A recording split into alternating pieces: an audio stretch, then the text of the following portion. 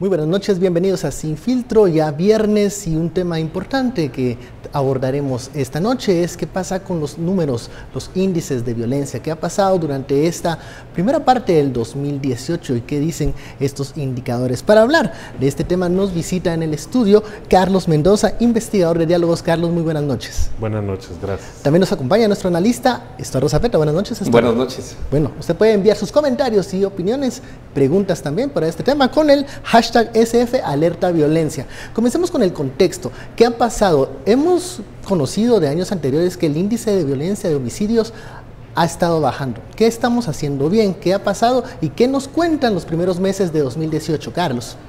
Muchas gracias por la invitación. Básicamente es importante entender que Guatemala lleva 9 años consecutivos de descenso en la tasa de homicidios por cada 100,000 habitantes. Tuvimos un máximo de violencia en septiembre del 2009 con 48 homicidios por cada 100,000 habitantes y al 31 de mayo del 2018 hemos logrado bajar a 24 homicidios por cada 100,000 habitantes. Es decir, hemos logrado disminuir a la mitad la violencia. Y esto es un esfuerzo de varias administraciones de gobierno, 3 para ser preciso, de varios ministros de gobernación, de varios directores de la policía, de varios fiscales generales, que entre todas estas instituciones, y ese es parte del consenso de los que estudiamos temas de seguridad y justicia, hubo toda una serie de reformas legales e institucionales entre 2007 y 2009 que empezaron a surtir efectos a partir del año 2010. Y entonces este descenso continuo que vemos es, entre otros, parte de una mejor articulación entre la Policía Nacional Civil y el Ministerio Público, un enfoque de persecución del crimen basado en esas organizaciones criminales que se empiezan a desmantelar y a poner fuera de circulación, una caída en el indicador de impunidad que empieza a mandar una señal a los criminales de que aumenta la probabilidad de que sean capturados y de que sean condenados, más otros factores muy técnicos como por ejemplo la participación del INASIF en las investigaciones para brindar evidencia científica que ayuda a los fiscales y a los jueces a condenar, y temas de tecnología como la huella balística que permite detectar las armas criminales, y temas muy específicos o métodos especiales de investigación como las escuchas telefónicas que permiten, según varios exministros de gobernación, salvar hasta 500 vidas al año. Entonces, este esfuerzo institucional de muchos años ha logrado y explica en parte ese descenso de la mitad de la tasa de homicidio en los últimos 9 años. Ahora, lo que estamos viendo en estos momentos, y eso es lo que Diálogos por medio de su Observatorio de la Violencia está señalando, es una alerta temprana con nuestro indicador de corto plazo, que mide las necropsias relacionadas con hechos criminales y nos da una tendencia. Y la tendencia que nos preocupó es que a partir del 11 de marzo al 21 de mayo tuvimos más de 70 días continuos de ascenso en la violencia, mientras que en el ciclo anterior el ascenso duró 51 días. Carlos, esta información que das, estos datos que nos estás proporcionando, parecen ir en otra vía de la información oficial que se publica este día. El Diario de Centroamérica pues da la información de que se disminuye 17% el índice de homicidios y pareciera que la violencia sigue a la baja. ¿Es esto correcto o es un enfoque diferente que se está dando desde las fuentes oficiales? El dato que está dando el Ministerio de Gobernación es correcto. Lo que pasa es que ellos están comparando lo que ocurre del 1 de enero al 31 de mayo y lo comparan del 2017 con 2018. Entonces, por un lado, ellos no están visualizando todo lo que ocurrió del 1 de junio del 2017 al 31 de diciembre del 2017, queda fuera de esa comparación, y sí es relevante para poder entender, porque el punto de comparación nos explica mucho, o nos puede llevar a conclusiones equivocadas también. Entonces, sí es cierto que estamos mejor que los primeros 5 meses del año pasado, eso nadie lo discute, y los datos del INASIF también lo confirman. Lo que ocurre es que precisamente para los tomadores de decisiones de políticas públicas de seguridad ciudadana y de prevención de la violencia, es importante ver el indicador de corto plazo, porque ese sí nos permite ajustar las políticas en el corto plazo y no esperar los malos resultados para hacer el ajuste. Entonces, lo que yo expresé en la última conferencia de prensa del Observatorio de la Violencia es que hay una coincidencia en el momento en que se cambia la cúpula de la Policía Nacional Civil, el día 26 de febrero, justamente al finalizar febrero, tenemos en nuestro indicador de corto plazo y de largo plazo la tasa de homicidios más baja de los últimos 20 años. Entonces, ¿por qué se cambia a la autoridad de la policía? ¿Por qué arreglar algo que no está roto? Y a partir del 11, la tendencia empieza a ir en ascenso. Solo quiero hacer una aclaración importante, y es que yo no estoy otorgando causalidad al cambio de la cúpula. Eso te iba a preguntar. Pero sí hay una coincidencia, y algunos analistas especulan de que puede ser a que cuando tú empiezas a hacer muchos cambios, por ejemplo en las comisarías, los nuevos comisarios se están adaptando al puesto, y eso puede explicar que el ciclo se haya tornado hacia el alza. Eso por un lado, ¿verdad? Y por el otro, es importante, y lo vamos a ver más adelante con unos gráficos, es que la violencia en Guatemala se comporta de manera cíclica. O sea que hay unas semanas que va a la baja y luego hay unas semanas que va al alza. Lo importante es ver cuántos días dura esos ciclos. Creo que no solo los ciclos, sino también hay regionalidad, hay grupos etarios también, verá las edades, hay género también involucrado aquí, hay aún una consideración de altiplano versus oriente en lo que estamos.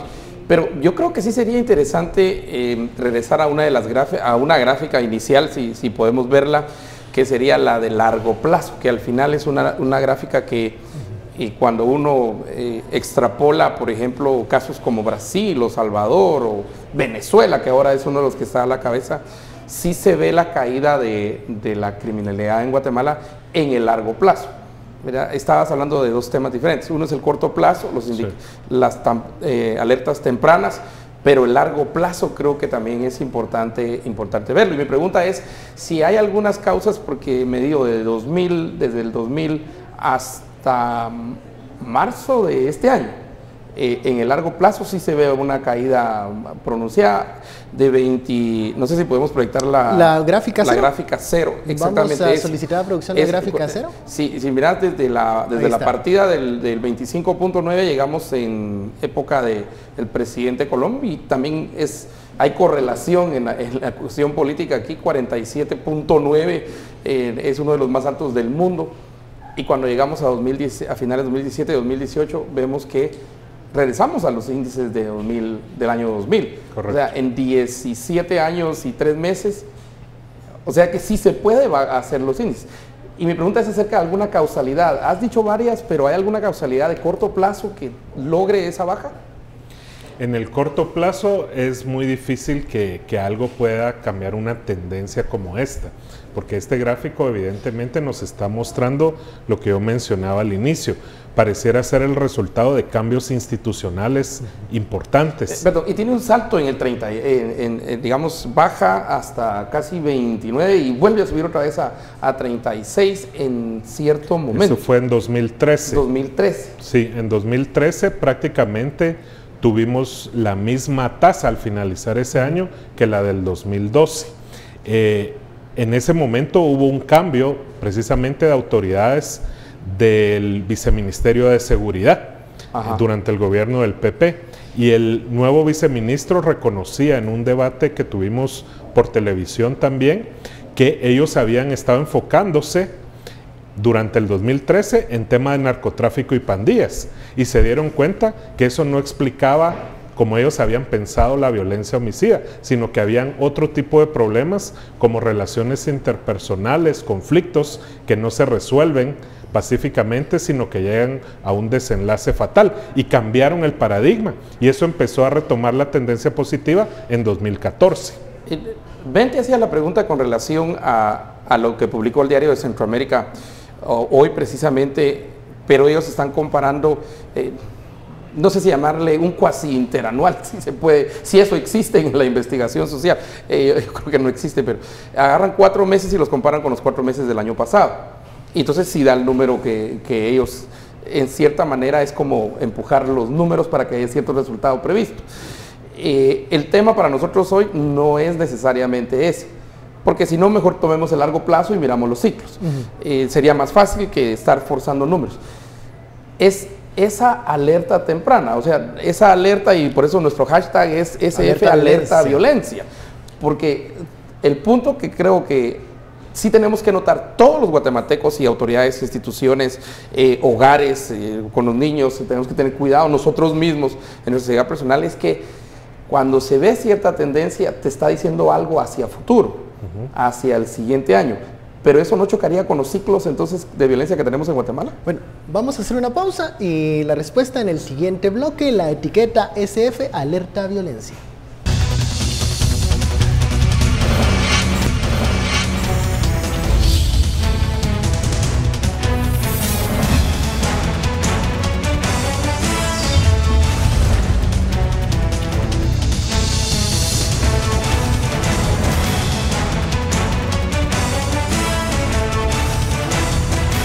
Regresamos a Sin Filtro, el tema de la noche, SF Alerta Violencia, en la respuesta de la pregunta de Estuardo. Carlos.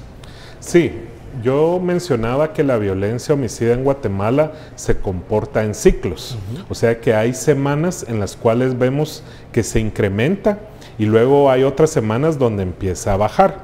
De hecho, cuando se cambió la cúpula del Ministerio de Gobernación, a finales del mes de enero de este año, ahí estábamos terminando un ciclo al alza y empezaba un ciclo hacia la baja. Entonces el actual ministro Degenhardt disfrutó varias semanas del ciclo hacia la baja, pero a partir del 11 de marzo empezó un ciclo hacia el alza.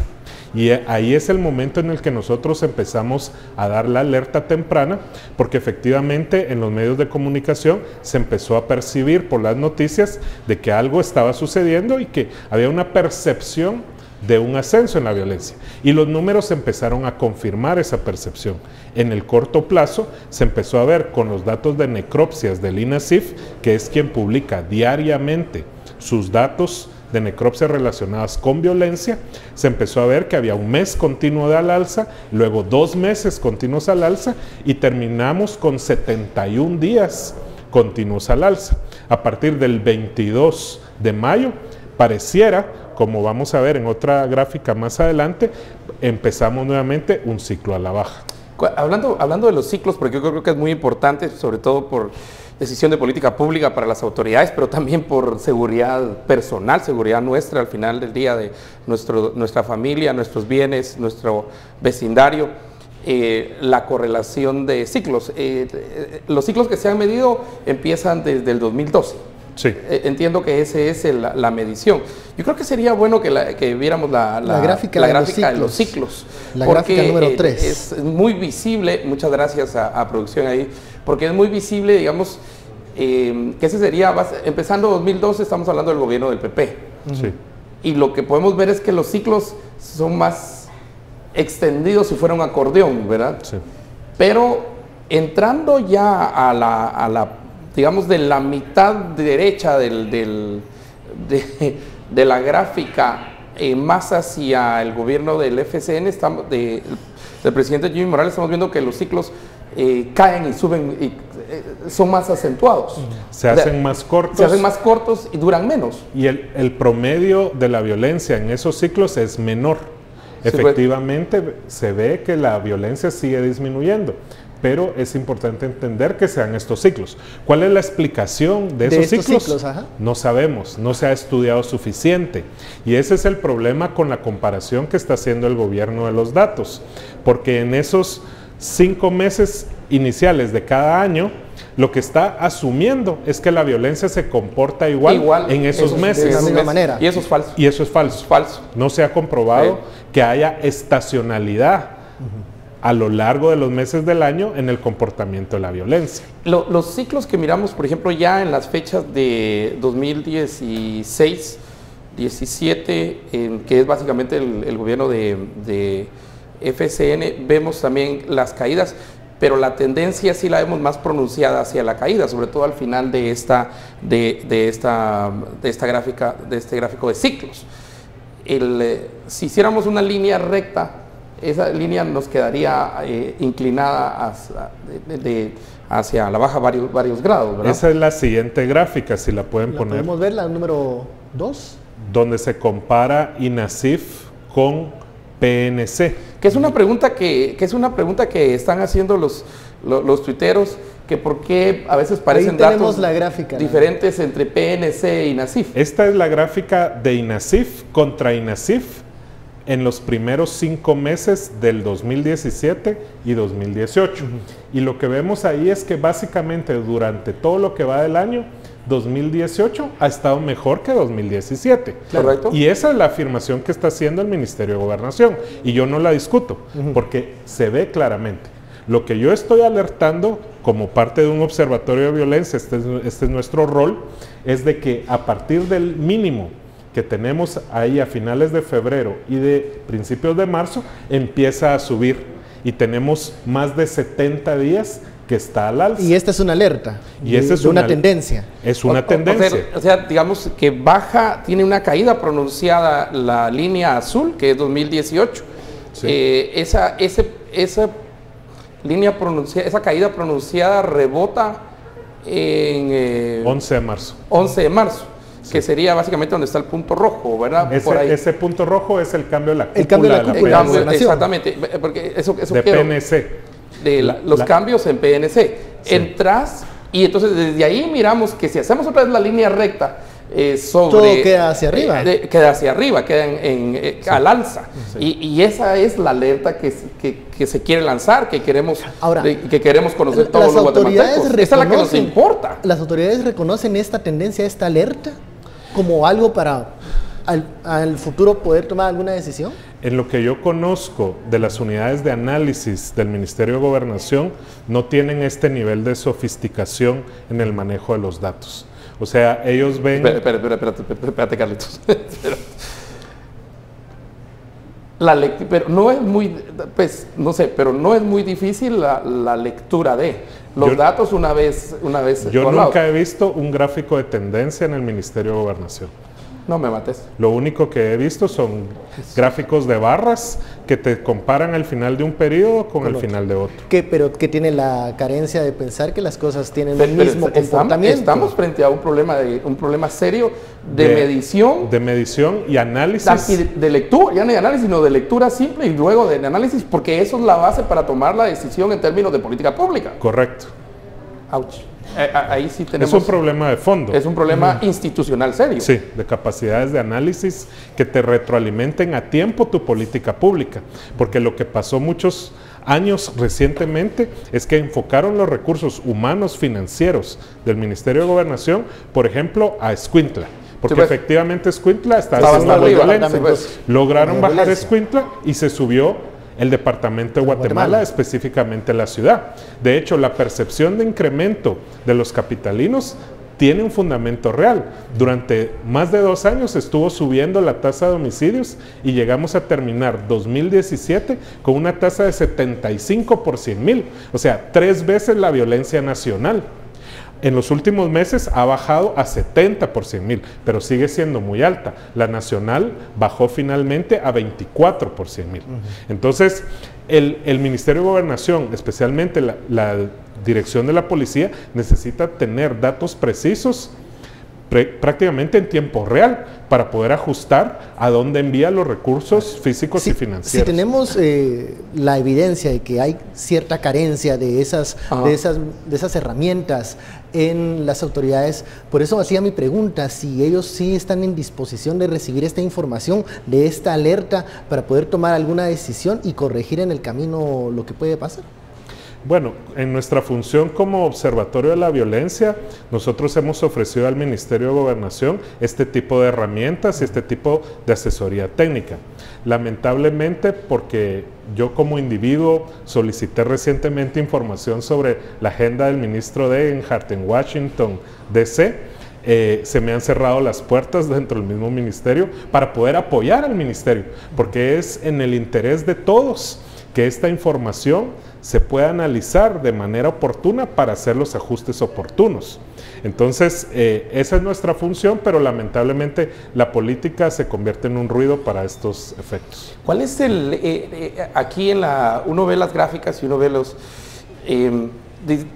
decís ahorita información en tiempo real, pero también necesito proyectar, necesito hacer prospectiva, así se llama eso en el análisis, hacer la prospectiva con base en el histórico que ya tengo, en la información real del que me está dando los datos, pero al mismo tiempo necesito hacer una prospectiva para precisamente ver lugares, edades, horas, días, porque el análisis cuenta también con que hay unos días más violentos que otros, hay una tendencia de ciertos días que son más violentos que otros, semanas, fechas, lugares, dentro de un mismo municipio hay también puntos rojos.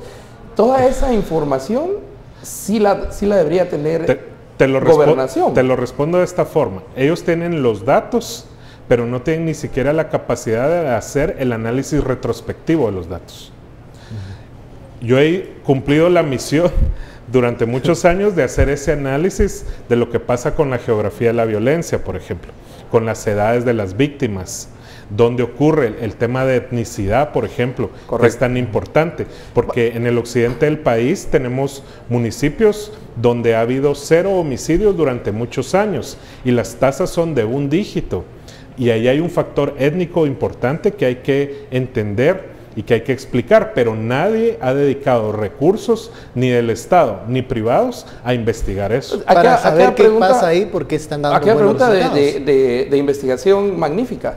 ¿Por qué Totonicapán reporta, yo creo que ahorita es 2 o 3 por cada 100,000, versus Zacapa o Chiquimula, que estaban a la cabeza con, no sé, a veces muy por encima de la media nacional? Esas preguntas son las que tiene que hacerse, digamos, un ministro, un viceministro, una oficina de análisis del Estado, para entonces hacer prospección. El Ministerio de Gobernación tenía una unidad que se llamaba SECOIN, que tenía precisamente esa función y que daba un informe diario al Ministro de Gobernación para tomar decisiones. Por lo que entiendo, esa unidad ni siquiera tenía una base legal sólida para operar y fue desmantelada ahora que se hizo el cambio de ministro. No sé si con el nuevo ministro lo han tratado de recomponer esa unidad, pero es fundamental para la toma de decisiones.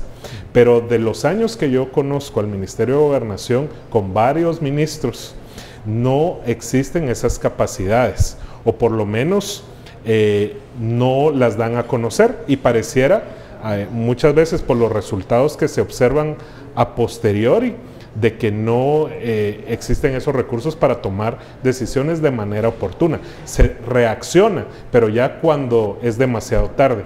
Por eso es importante este sistema de alerta temprana. Bueno, vamos a la pausa, regresamos con este interesante tema, la etiqueta SF, alerta violencia.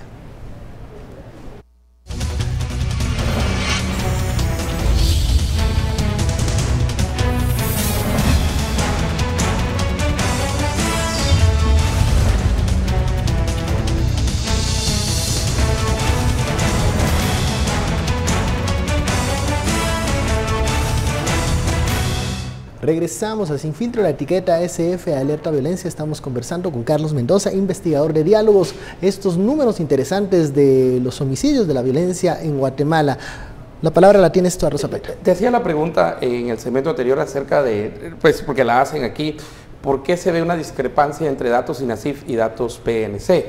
Yo creo que esa es una pregunta válida y yo creo que es importante tratar de entenderlo. Las gráficas sí muestran una diferenciación a veces de 5 por 100,000, sí es fuerte la diferencia. Tiene una explicación, creo. De hecho, tiene 2 explicaciones. La primera explicación es que el INASIF lo que reporta son las necropsias que realiza en sus sedes de todos los cadáveres que tienen señales de violencia. Y ellos le llaman necropsias relacionadas posiblemente con hechos criminales y hasta ponen entre paréntesis en investigación. O sea que el INASIF por política no distingue homicidio, suicidio y accidente con arma de fuego, por ejemplo. Un cadáver que llega con una herida de arma de fuego en la cabeza pudo haber sido por cualquiera de las tres razones: homicidio, suicidio o accidente. Pero el INASIF no lo va a clasificar en el momento de la necropsia, a no ser que el juez en un momento posterior les pida su opinión experta. Entonces no distinguen entre esos tres factores. Luego la PNC, por su lado, ellos lo que llevan es una contabilidad de los homicidios o muertos por violencia en la escena del crimen. Y en la escena del crimen ellos llevan una contabilidad de muertos y de heridos, pero no actualizan esa contabilidad. ¿Eso qué significa? Que muchos heridos en la escena del crimen son llevados a los hospitales y mueren ahí. Mueren en el hospital. Y ese cadáver sí llega al INASIF.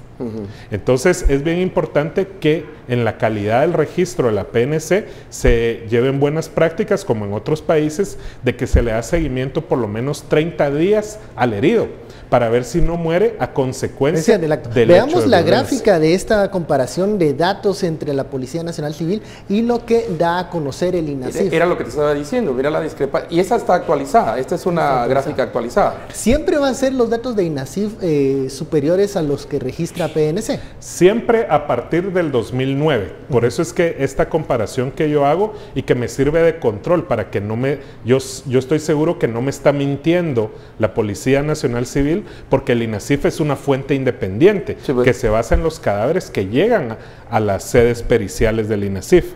Entonces, como ustedes ven, la tendencia es prácticamente la misma. Hay una correlación del 90% entre los datos. O sea que 90% de las veces que un dato sube, el otro sube, y cuando baja, el otro baja. Y nos confirma la tendencia de descenso en la violencia. Pero se utiliza a partir del 2009, porque recordemos que el INASIF se creó en 2007 y sus estadísticas de los 2 primeros años solo incluían muertes por arma de fuego y arma blanca. ¿Qué teníamos antes de esa fecha, Carlos? Pues el modelo anterior era que el Ministerio Público se encargaba también del tema del análisis forense. Se distinguieron las funciones, pero sigue habiendo un problema fundamental, y es que el INASIF no llega a la escena del crimen. Sigue siendo el MP el que trabaja la escena del crimen. Y por eso es que los médicos forenses, cuando les llega el cadáver, no tienen el contexto. Entonces, en ese momento no pueden decir si es suicidio o accidente o homicidio intencional, que ayudaría un poco a descongestionar el sistema de investigación, porque si tú ya sabes que es suicidio, de entrada se puede separar. Que es aproximadamente unos 500 suicidios al año con arma de fuego, según las estadísticas vitales del INE, que es una tercera fuente independiente, ¿sí? Pero que tiene un rezago de un año en la data y que por eso no sirve para efectos de tendencia. Entonces se podría descongestionar el sistema de justicia, pero la política de ellos ha sido de que ellos no quieren decir si al inicio es suicidio, porque entonces ya nadie, pues precisamente lo va a investigar, ni los fiscales, ni la defensa, ni los jueces. Y esto me lleva a otra pregunta. Como investigador, Carlos, ¿qué herramientas se tienen para poder investigar todos estos fenómenos? Estamos viendo que casi que es como un rompecabezas que tienes que armar para poder hallar alguna tendencia o un comportamiento que nos pueda dar información, o una alerta, que es lo que hemos estado viendo este año. ¿Cómo están los datos en Guatemala para poder investigar estos fenómenos? La calidad del dato es muy baja, es casi llegando a pésima. Y por eso es que estábamos tratando de apoyar al Ministerio de Gobernación a implementar, por ejemplo, el protocolo de Bogotá, que es una herramienta para que haya suficiente información sobre el hecho criminal, sobre la víctima y sobre el victimario. Y luego también es bien importante apoyar al Instituto Nacional de Estadística, que es el rector de todas las estadísticas nacionales, para que se implementen los estándares internacionales de clasificación de hechos de violencia con fines estadísticos, porque el problema es que en Guatemala influye mucho la cuantificación según el Código Penal y no según los manuales estadísticos. Entonces a veces hasta comparar con otros países es difícil. Y la misma Naciones Unidas en un año cometió el error de que venía con una serie de tiempo de la PNC, y como en ese momento Gobernación no le dio a tiempo los datos, pusieron el dato del INACIF. Entonces parecía como que la violencia había subido, pero en realidad era porque había una inconsistencia en las fuentes. Entonces es necesario invertir tiempo, recursos y capacitación para que la Policía Nacional Civil y las demás entidades que generan estos datos administrativos mejoren su calidad, y en esa medida va a mejorar la calidad de la investigación. Vamos un poquito a lo fino de toda esta investigación, porque la investigación es todavía más fuerte cuando uno llega a tener la cantidad de data aquí disponible. Y tal vez algunas preguntas rápidas aquí. ¿Sigue siendo la tendencia altiplano muy bajo versus oriente y costa muy alto? Ese es el patrón más constante, diría yo, que he visto desde que empecé a estudiar este tema en el año 99. Siempre en el altiplano occidental de Guatemala tenemos tasas bajas de violencia, consideradas pacíficos bajo estándares internacionales, y en el oriente, área metropolitana y los puertos tenemos altas muy por arriba del promedio nacional. Arma utilizada, porque también se mide si es arma blanca, si es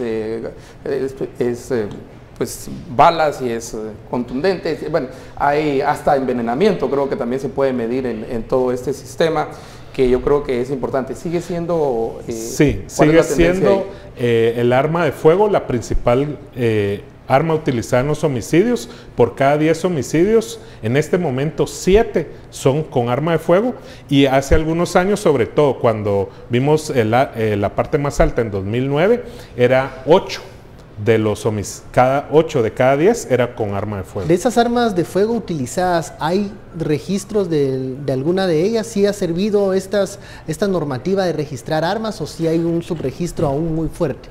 Justo en el Observatorio de la Violencia hemos publicado este mes un boletín específicamente sobre el tema de la aportación y tenencia de armas ilegales, y también hemos hecho análisis sobre la correlación entre donde hay licencias para tenencia y portación y la tasa de homicidios, y lo que vemos es que pareciera haber cierta coincidencia geográfica, tanto donde se decomisan y donde se capturan personas por portación ilegal de armas, como donde están legalmente registradas para tenerlas y portarlas, es en los lugares donde hay mayor tasa de homicidios, por lo cual esto refuerza una hipótesis que yo he seguido manteniendo, pero sin poder comprobar, y es que sí hay una cultura de violencia, una cultura del honor, sobre todo en el oriente de Guatemala, relacionada con la aportación de armas. Eso te iba a preguntar. Yo me recuerdo en la universidad, cuando hicimos un trabajo de campo, nos enviaron a Tacisco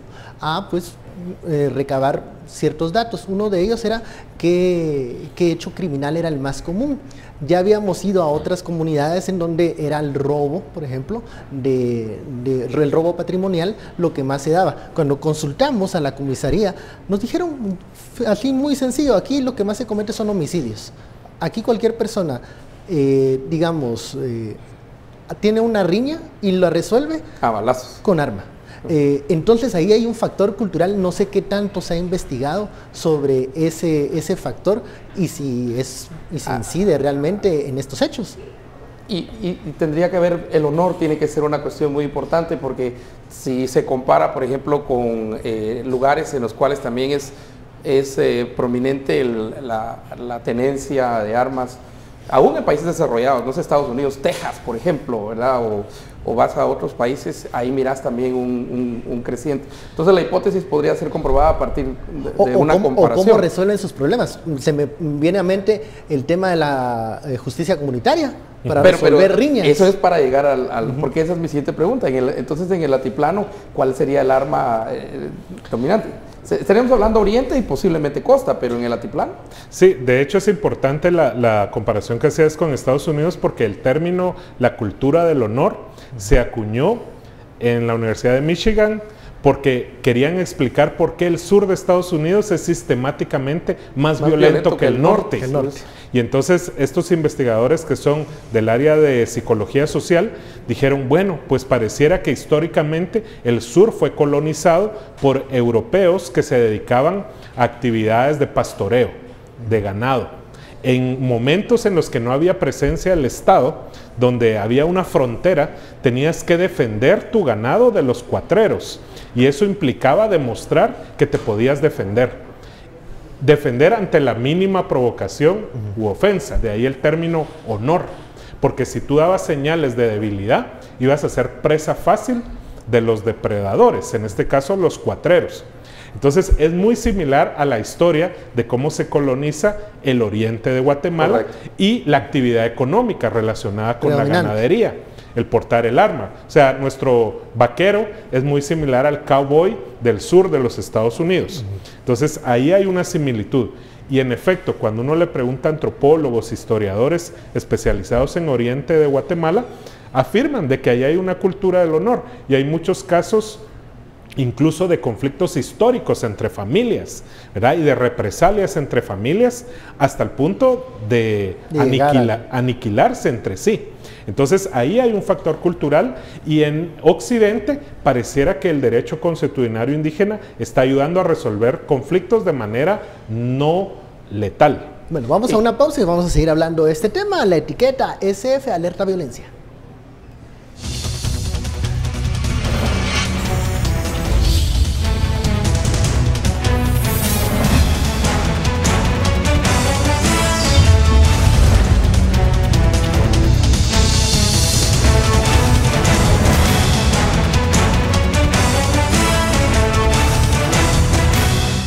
Seguimos en Sin Filtro, pero antes de continuar con este análisis es momento de conocer los temas relevantes de Sin Reservas. Buenas noches a todos los televidentes que están con Sin Filtro.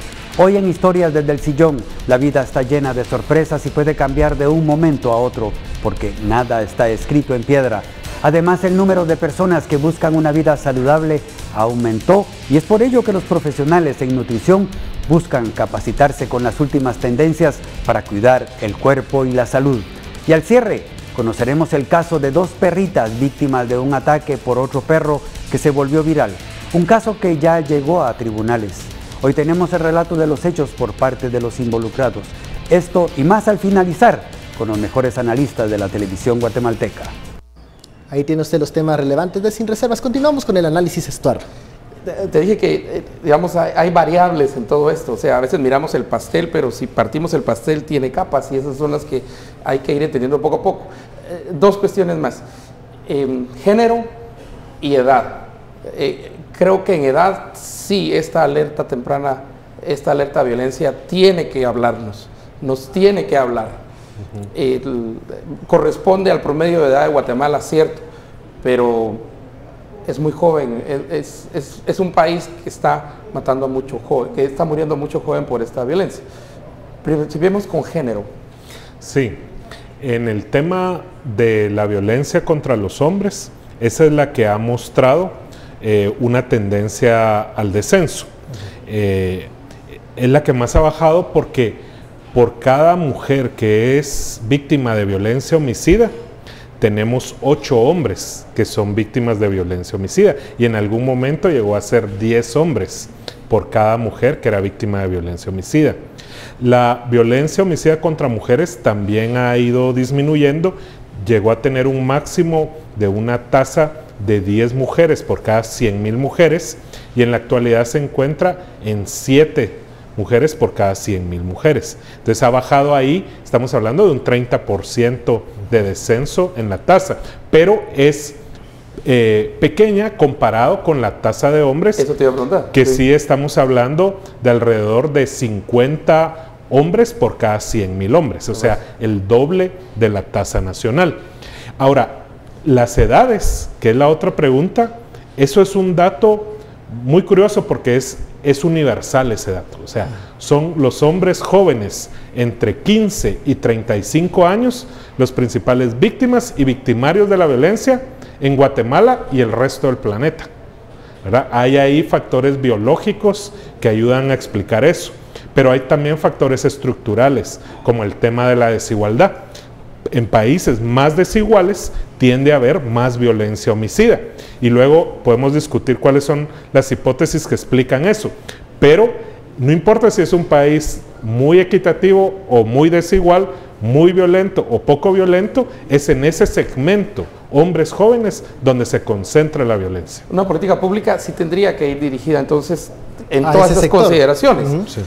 Obviamente primero en las víctimas, mujeres teniendo los números, pero no sé, estamos ahí hablando de 8 veces el número de mujeres víctimas versus hombres víctimas y el doble de homicidios por cada 100.000 habitantes para hombres. Sí. Y eso tendría que ver también la participación entonces de mujeres en los niveles de violencia en cierto momento. ¿Podríamos llegar a ese dato, por ejemplo, participación de mujeres en violencia homicida? ¿Te refieres como victimarios? No, como victimarias, diría en ese caso. Hablando nuevamente de la calidad de los datos, sabemos bastante de las víctimas, pero muy poco sobre los victimarios. En los países donde se aplica esto que hablábamos del protocolo de Bogotá, se pone más énfasis en conocer a los victimarios, porque si no conocemos a los victimarios, es muy difícil orientar la política pública. Para ver dónde se genera la Lo que sabemos de otros países donde hay mejor calidad del dato es que los victimarios son generalmente hombres jóvenes también. Sí. Estos entre 18 y 34. 5 años, sí. 18 y 35. Carlos, hablábamos al inicio de este programa de una alerta temprana de lo que va el año, y también decías algunos factores que han ayudado a que baje la tasa homicida. ¿Qué se debe tomar para corregir o por lo menos tener en cuenta esta alerta y volver a la senda de la baja para 2018? Bueno, hemos mejorado mucho en Guatemala la medición de la variable dependiente, que es la tasa de homicidios. Pero otro gran vacío que tenemos es que hay mucha pobreza de conocimiento respecto a las variables explicativas de por qué se comporta así la tasa de homicidios, ya sea al alza o a la baja.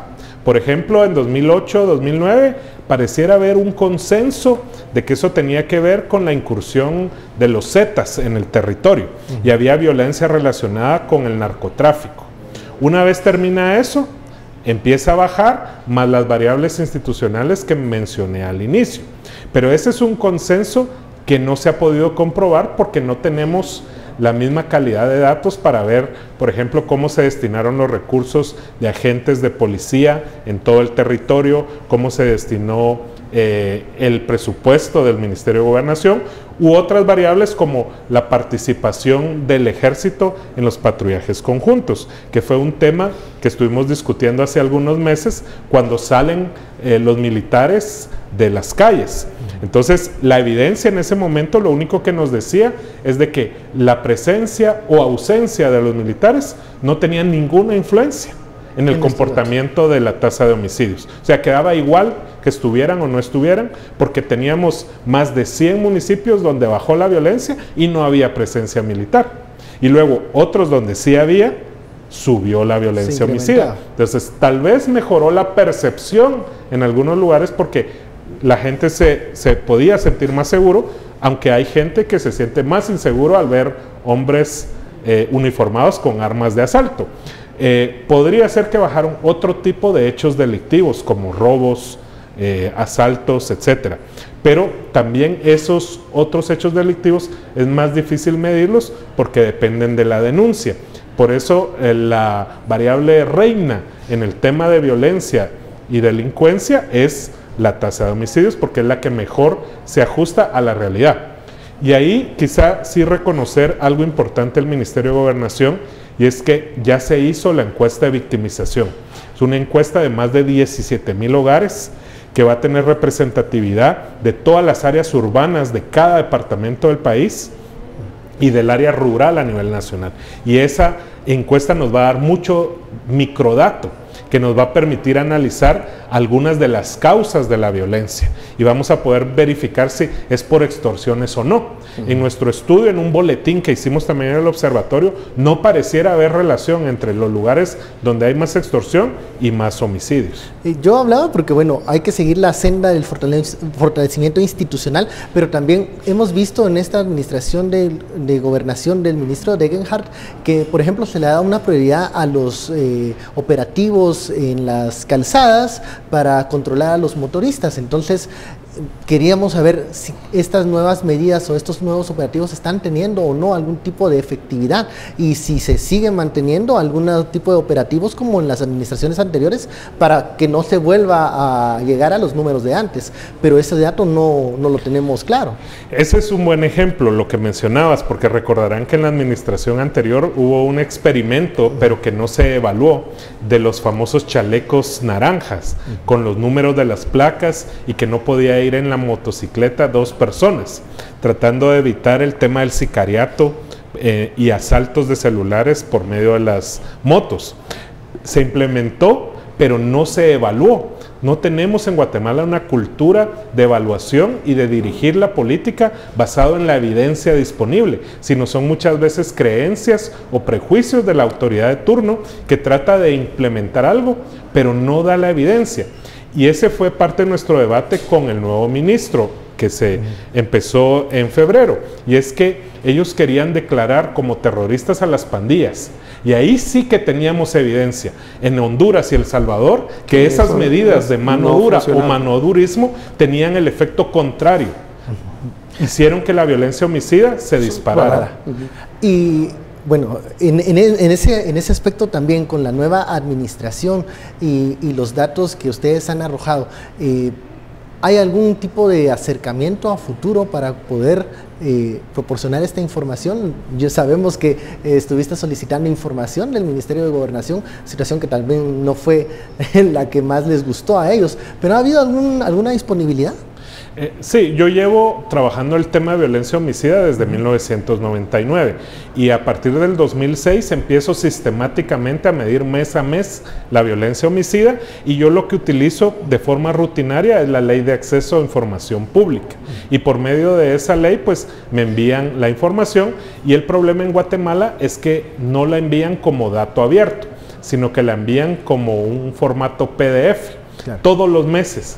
Y hay varios ministros incluso que me han prometido dar el Excel de la base de vida, que es como se le llama en la policía a cada uno de los hechos que ocurren y donde está toda la información que se puede analizar a mayor detalle, pero eso nunca ha ocurrido, o sea, no se han liberado los datos y eso sería fundamental, especialmente ahora que como un compromiso de gobierno abierto es el Ministerio de Gobernación precisamente el que lidera la iniciativa de datos abiertos. Entonces, el primer paso que hemos recomendado nosotros es que se liberen los datos de violencia homicida o de todos los hechos delictivos, pero al menos los relacionados con delitos contra la vida, para que los analistas, ya sea de diálogos o de otras entidades como CIEN, YEPAD, SGAM, que también se dedican a este tipo de análisis, podamos analizar con mayor celeridad los datos y devolvérselo a la opinión pública y a los tomadores de decisión para ajustar sus decisiones. Bueno, hemos llegado al final de este programa. Interesante el tema de los datos, de cómo se analizan y cómo se pueden incluso luego evaluar qué políticas están teniendo resultados y también cómo tener estas alertas tempranas para corregir el rumbo. Felicitamos mucho tu trabajo, Carlos, muy interesante. Vamos a estar pendientes de todos estos meses, qué es lo que va dando la tasa de homicidios y también a las autoridades de gobernación que estén siempre abiertas a esta información que es para beneficio de todos los guatemaltecos. Gracias, Carlos. Estuardo, gracias, Carlos. A ustedes por su sintonía. Feliz noche. Nos vemos el lunes.